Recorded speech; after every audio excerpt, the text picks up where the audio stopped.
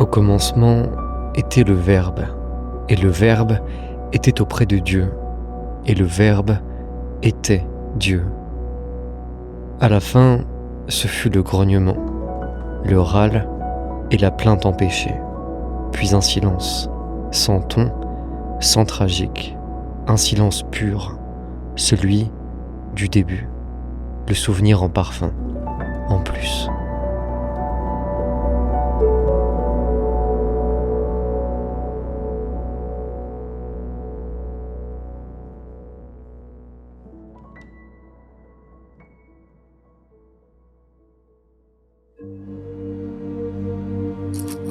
Journal de résistance, 28 octobre 2075, Paris.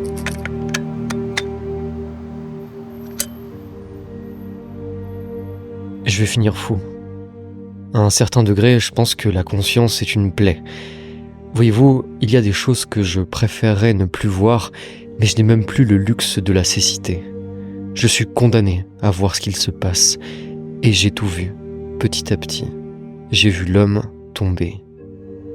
Ce qui est ironique, c'est qu'aucun de nos films de science-fiction, même pas les grosses productions des US, n'avait anticipé ce qu'allait se passer. Tout le monde sentait que quelque chose couvait, ça oui. On pensait que ça viendrait du climat, des dérèglements de la biosphère, ou d'une maladie, pourquoi pas, de l'inflation technologique des IA, ou d'une guerre nucléaire. Les choses classiques, disons. Mais tout ça c'était beaucoup trop gros. La vérité s'est avérée beaucoup plus lancinante et sournoise. L'homme ne s'est pas détruit, il s'est nié, ce qui est peut-être sensiblement pire quand on y pense. Tout le monde pensait qu'on finirait dans un bouquet final, qui aurait au moins la prétention du grandiose tragique, mais même ça, on n'a pas été foutu de le faire.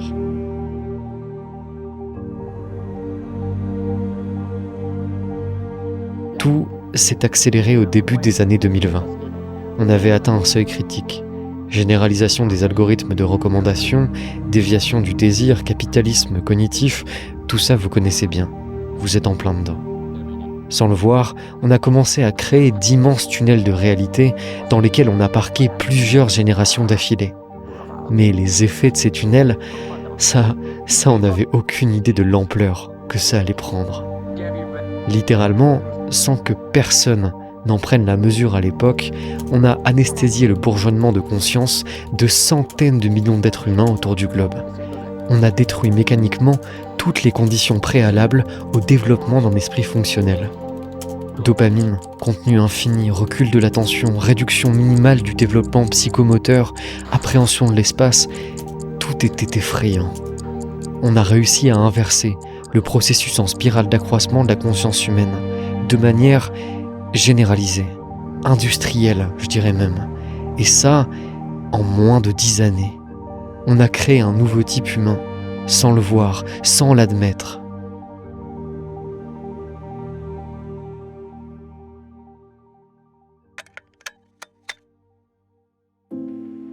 J'étais dans ma vingtaine, quand tout ça a vraiment commencé, et je me souviens que j'avais déjà commencé à sentir ce glissement à l'époque. J'avais l'impression qu'une bonne moitié des gens de mon âge que je croisais étaient comme endormis ou quelque chose comme ça. À l'époque, c'était juste une sensation diffuse. En apparence, tout était plutôt normal. Mais lorsque j'entrais en contact avec eux, c'était comme si une partie de leur esprit avait une légère latence, disons. J'aurais du mal à vous l'expliciter précisément. C'est comme si on avait activé chez eux une forme d'autopilote, parfaitement fonctionnelle, qui les rendait impeccablement adaptés à leur environnement immédiat, mais dont tout écart faisait cracher la machine. Avec eux, toute déviation des chemins neuronaux habituels, par la perturbation, par l'écart de conversation, par la nouveauté, provoquait une sorte d'apathie, d'écarquillement incrédule. Et j'ai passé une bonne partie de ma vie à documenter et à observer ce phénomène. Phénomène qui était en fait un processus. Mais ça, à l'époque, je n'en avais pas la moindre idée. J'ai appelé ça l'assoupissement des consciences, ou ADC. Au début, je vous jure, Eh bien, je voulais juste en faire un livre de science-fiction et rien de plus. Un bon roman, sauce fin du monde, zombies et tout le reste. Enfin, vous voyez l'idée, quoi. Pour le titre, j'avais trouvé La fin des consciences. Je théorisais pour m'amuser, c'était drôle et ça satisfaisait le petit démon élitiste à l'intérieur de moi. Je savais que j'en faisais des tonnes pour pas grand-chose et que, au fond, les êtres humains avaient toujours eu un mode un peu automatique, plus ou moins activé selon les époques, que tout ça était normal et au fond pas si alarmant. Mais plus les années passaient, plus le processus semblait s'accélérer. Les prévisions que j'avais faites étaient dépassées par la réalité, largement. Je voyais de plus en plus de choses totalement aberrantes autour de moi. La réalité a rapidement dépassé ma fiction d'ego imaginaire. Ce qui devait au début être une fiction s'est transformé en étude, puis en documentaire, puis en journal de résistance. Mon inquiétude fantasmagorique est devenue ma vie, la vie. Comme si je peignais la réalité malgré moi. C'est une sensation terrifiante d'avoir raison et d'être le seul à pouvoir s'en rendre compte pour l'instant.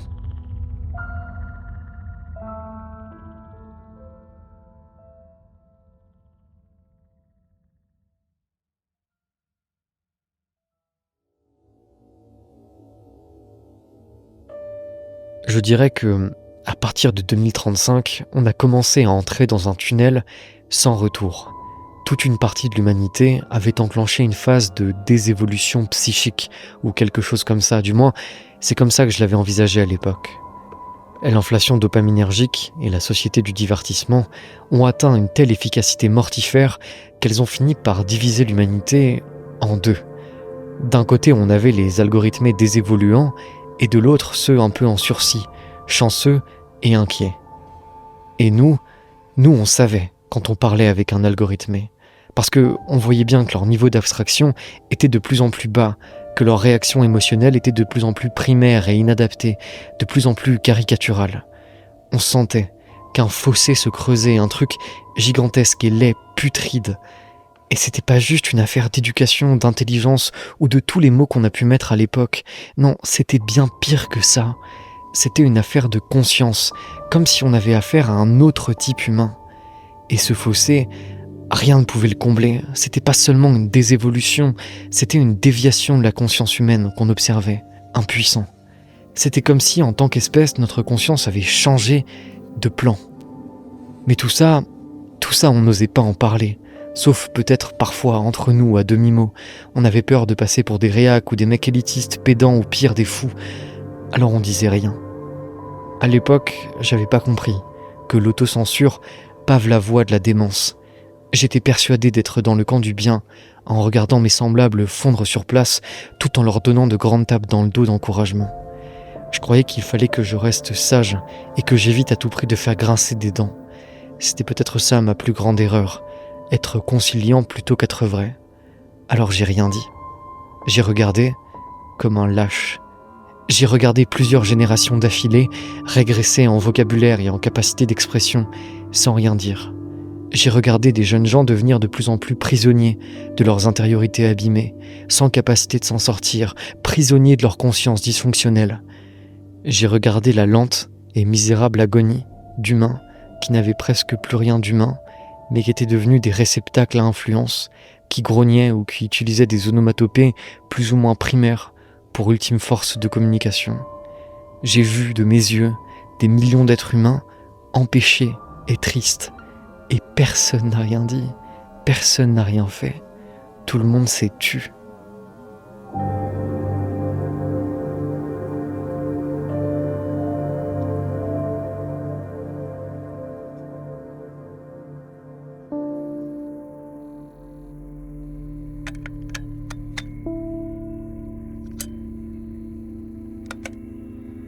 L'humanité a organisé sa propre désévolution. La vulgarité, l'agressivité et la territorialité ont explosé partout. La psychologie moderne n'a rien pu faire, car elle utilisait des outils prévus pour des êtres avec une conscience, même minimale d'eux-mêmes. Et plus on s'enfonçait dans le gouffre, moins elle avait de prise sur les comportements et les mots. L'incompréhension et l'appauvrissement de l'expression ont rendu caduques 4 siècles d'exploration de l'esprit humain en à peine 20 ou 30 années. Les mots sont devenus des barrières infranchissables. À force de flatter ce qu'il y avait de plus primaire en nous, eh bien, on a tous fini par s'y réfugier et s'en satisfaire. C'est tout, c'est aussi simple que ça. On est devenus idiots, bêtes, simplets. Après tout, maintenant, je m'en rends compte et ça me paraît très clair. Pourquoi vouliez-vous qu'en tant qu'espèce, on continue de tendre vers une forme d'excellence et d'éveil si une médiocrité primitive faisait de nous des êtres totalement adaptés et intégrés à une société automatisée? Tout ce qui ne sert pas s'atrophie et disparaît inévitablement. La nature ne conserve pas, elle optimise. Et ça c'est valable pour vos orteils, mais aussi pour votre conscience. Sauf que, en ce qui concerne cette dernière, eh bien, le processus est foudroyant, beaucoup plus rapide que tout ce qu'on avait imaginé. La désévolution se fait sur quelques siècles tout au plus. Et ça personne ne l'avait anticipé.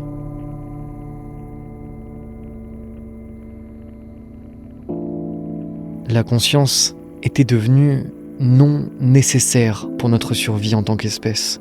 Nous n'avions plus besoin de réfléchir ou d'être au fait de nous-mêmes, de manier les concepts, ni évidemment d'en forger de nouveaux. L'environnement était devenu mou, arrangeant, adapté, parfaitement adapté. Le phénomène de conscience consomme une énergie considérable dans la structure humaine. Alors, dès qu'on n'en a plus eu besoin, eh bien, elle a commencé à s'atrophier. Elle avait fait son job, on avait des algorithmes, de l'énergie quasi illimitée, des services de livraison et du divertissement à l'infini. Alors on s'ennuyait presque, on était tous presque trop intelligents pour nos modes de vie. La mélancolie généralisée était un signal d'alarme que personne n'a vu. Alors, la nature a fait ce qu'elle sait faire de mieux. Elle a corrigé le tir, elle l'a adapté. Les dinosaures et les poules, je vous laisse imaginer la suite.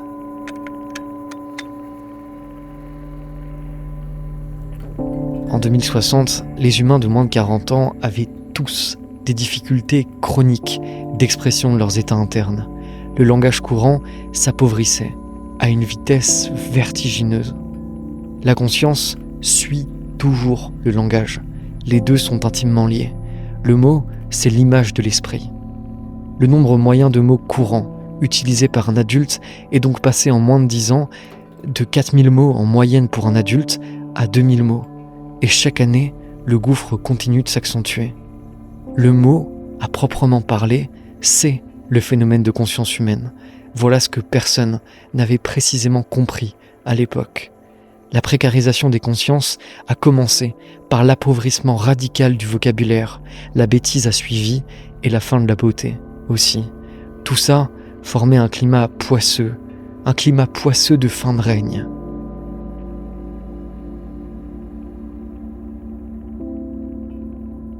Le Kali Yuga, dans son dernier cadran, retire à l'homme l'usage du verbe et l'enferme. L'enferme dans ses propres sécrétions prométhéennes devenues folles, le déchargeant d'apparence de la nécessité de parler ou de concevoir au profit d'un consentement algorithmique répétitif. Il fallait y être, il fallait les voir, nous voir, il fallait marcher dans les rues et tendre l'oreille. Tout était clair à l'œil averti. Tout ce qui était et tout ce qui viendrait.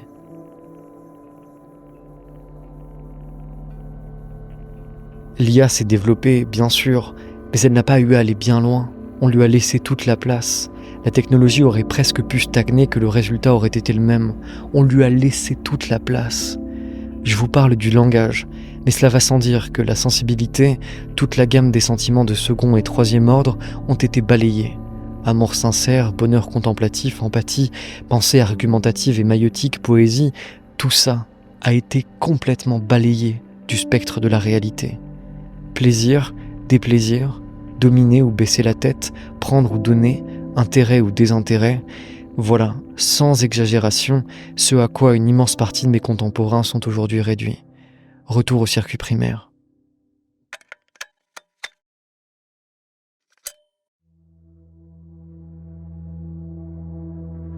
Je suis un vieillard maintenant, qui n'en a plus grand-chose à faire du sort du monde et de l'humanité.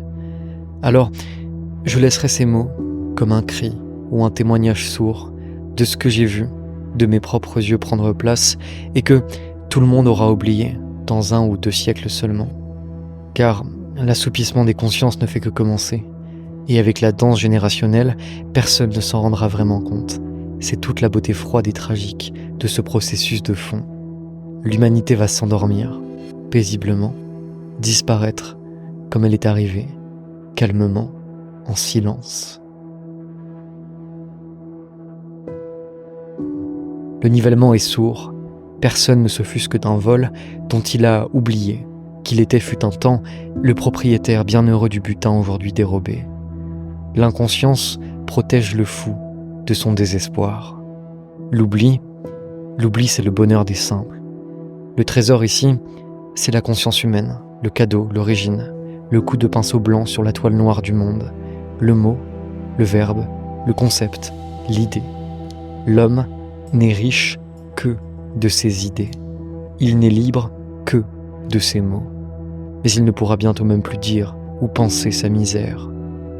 La fin n'aura aucun parfum. Elle ne sera ni triste, ni mélancolique.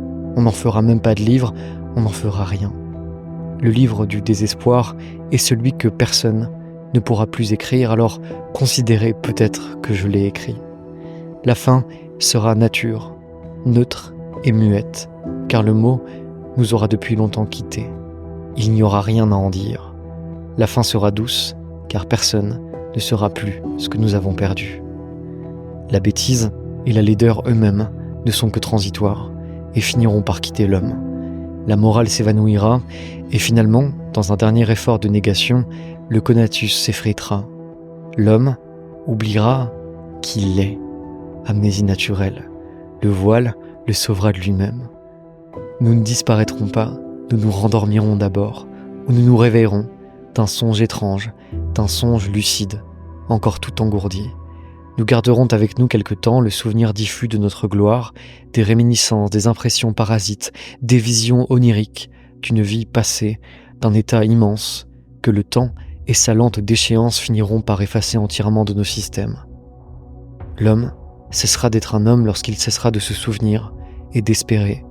Il deviendra alors une créature immédiate, n'ayant plus à porter sur lui ni le fardeau de la mélancolie, ni le poids du devoir. Il oubliera qu'il peut oublier. Il oubliera qu'il fut, et ultimement, il oubliera qu'il est. Il sortira du temps et du verbe, qui furent peut-être en définitive plus humains que lui, plus longtemps que lui, en tout cas. Il redeviendra la bête, et tout ça se fera très calmement, presque poétiquement, bien que personne ne soit là pour en tirer des vers. Le tragique, voyez-vous, le tragique c'est moi qui l'écris, c'est ma voix qui le fait. Mais en vérité, il n'y aura alors plus personne pour le dire, pour le sentir, pour le ressentir. La bêtise, pardonnez-la, c'est mon âme qui la dénonce si sèchement. Mais tout ça est parfaitement dérisoire et n'aura plus aucune existence, aucune importance dans les temps qui viennent. Du moment qu'il y aura encore une âme pour juger du caractère décevant ou nauséabond de notre négation, eh bien c'est que le pouls de l'humanité battra encore, même faiblement. Finalement, les plus à plaindre seront les retardataires, les inadaptés à la négation nouvelle. Moi, sur mon banc, parfois oui, j'aimerais désévoluer plus vite, m'endormir, m'anesthésier. Car à quoi bon la lucidité sur le désastre silencieux et incurable? Et je le sais, je ne suis pas seul à souffrir d'un désaccordage. Je vois les yeux des vieillards et même parfois quelques jeunes gens au fond de l'œil. Je vois qu'ils savent, qu'ils comprennent très précisément et lucidement ce qui est en train de se passer. Nous sommes sur les rives, moins vivants que les nouveaux vivants, moins consentants à l'exigence de la bêtise nouvelle. Héraclite avait vu la fin. L'homme retournera calmement à la nature. Il s'enfoncera dans la grotte sans demander son reste et Platon aura le souffle coupé.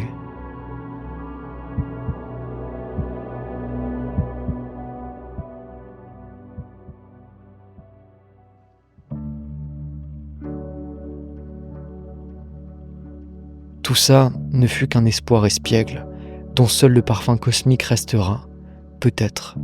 Quelque part, un instant, il y eut l'art, le mot et l'idée. Quelque part, l'impossible germa, et la nature prit peur. Que pouvait-elle faire d'autre? Alors, tout rentra dans l'ordre, évidemment. Seuls les vieux poètes furent déçus. L'homme s'accommoda tout à fait de son retour au silence. Le pouls de l'univers a sauté et l'homme s'est engouffré dans le vide qu'il peupla. De lui, de cathédrales, de jalousie lyrique et d'espoir. Homme, celui qui peupla le vide et s'en retourna au silence. Voilà ce que l'on pourra dire de nous, et c'est déjà pas mal. Renégat cosmique, inventeur du temps et des mots, égoïste touchant, ainsi fut l'homme. Voilà le cycle. Rien, verbe, quelque chose, génie, bêtise, mélancolie, et rien, à nouveau. Ce que je laisse ici, c'est donc le mot, car l'homme est le son du sommier grinçant de l'univers qui se retourne dans son sommeil infini, et rien de plus. De ce grincement, il a fait en sorte que l'on ne puisse plus jamais dire « il n'y eut rien ». Car si, il y eut l'homme, un temps, quelque part, je vous assure.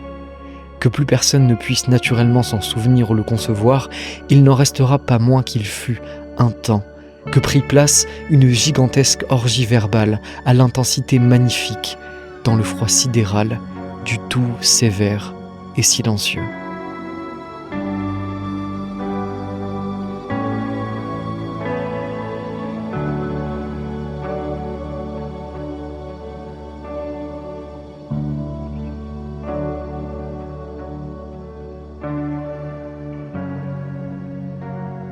Voilà ce à quoi nous pouvons nous rattacher dans nos plaintes. Un instant, tout ça a existé, tout ça fut tangible, tout ça fut beau. Nous garderons l'honneur qui, il faut l'espérer, saura se passer de nous. Alors que le dernier homme sur terre ne s'attriste pas, mais qu'il s'enorgueillisse plutôt. Ainsi nous serons beaux et nous aurons fait notre part. L'orgueil fera de l'homme le secret interdit de l'univers. Et qui sait, peut-être irons-nous jusqu'à devenir un tabou cosmique, un fantasme. Peut-être manquerons-nous à l'univers. Peut-être finira-t-on par nous regretter, par nous espérer peut-être.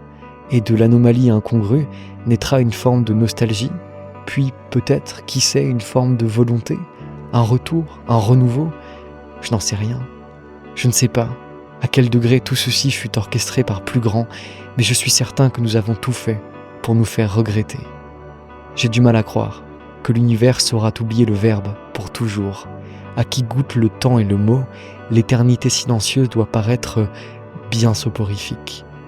Alors, oui, nous avons bien joué. Voilà de quoi nous consoler dans les grandes déceptions qui viennent. Et en ce qui me concerne, je garderai toujours mes certitudes et ces phrases de mon père, qui m'avait dit un jour, en amour, en poésie, en art, c'est d'abord le mot qui fera de toi un homme libre, un homme décent. C'est le mot le secret. C'est lui le mystère, l'architecte, le feu, la conscience. L'homme n'a que le mot, seul téméraire barrage entre lui et le froid glacial du vide stellaire, entre lui et l'éphémère animal. Cultive le mot, mon fils, car il est ton seul cadeau. L'homme mourra en même temps que ses métaphores. L'homme mourra lorsqu'il cessera de s'estimer, de se vanter, de se raconter. Lorsque, périclitant au sommet de sa gloire, il regardera la nature en bas et ne pourra faire autrement que de se sentir coupable et d'y retourner doucement. Voilà ce que nous n'avons jamais pu admettre sur nous. La conscience, la belle conscience, n'a rien de naturel. C'est une intrus que nous portons à l'intérieur de nous, une anomalie, un parasite, et de là découle tout le reste. L'homme est un parasite magnifique qui n'a jamais complètement digéré son statut à part et tout ce que celui-ci implique. L'homme est un timoré surdoué qui préféra se nier plutôt que d'assumer sa destinée prométhéenne. L'humanité s'endormira dans un oubli coupable, car être homme, ce fut toujours être grand, ou plus exactement, ce fut accepter d'être grand. Nous ne sommes arrivés jusqu'ici, jusqu'à l'inflexion du vertige que par audace. Je vais vous dire l'origine de tout ça. 4 petites lettres. I-S-M-E. Isme. Un isme putride que l'on rajouta à un mot sublime. Élite, de l'ancien français eslité, choix choisi, du latin éliré, et dès l'instant où l'on fit du fardeau magnifique de l'homme, l'élite, une maladie, l'élitisme, on enclencha la lente agonie irrémédiable dans laquelle nous nous prélassons aujourd'hui. L'homme ne reste homme qu'à la condition qu'il persiste à s'impressionner lui-même chaque jour. L'humanisme est d'abord un élitisme. L'humanisme est d'abord un élitisme. Voilà ce que j'ai écrit sur le bas de ma page en pressentant. Car c'est peut-être tout ce qu'est cette méditation, un pressentiment, un merde feutré, grommelé entre deux lèvres terrifiées. Alors, vous me trouvez dur, mais la morale est acte de vie, messieurs. C'est vous les morts. La mort s'extrait du dire. Elle commence par relativiser, puis va jusqu'à hausser les épaules face au monde. Et hausser les épaules face au monde, je suis désolé, mais c'est mourir. La mort ne juge pas. L'œil qui juge est un œil encore en vie. La colère est acte de vie. Le jugement est acte de vie. Alors oui, j'en veux à ceux qui ne jugent plus utile de dire, ceux qui ont accepté de laisser mourir leur esprit, ceux qui s'endorment et ceux qui laissent dormir. Vous êtes les propagateurs de la mort douce qui vient. Et en ce qui me concerne, j'estime trop mon espèce pour ne pas dire et ne pas dire encore.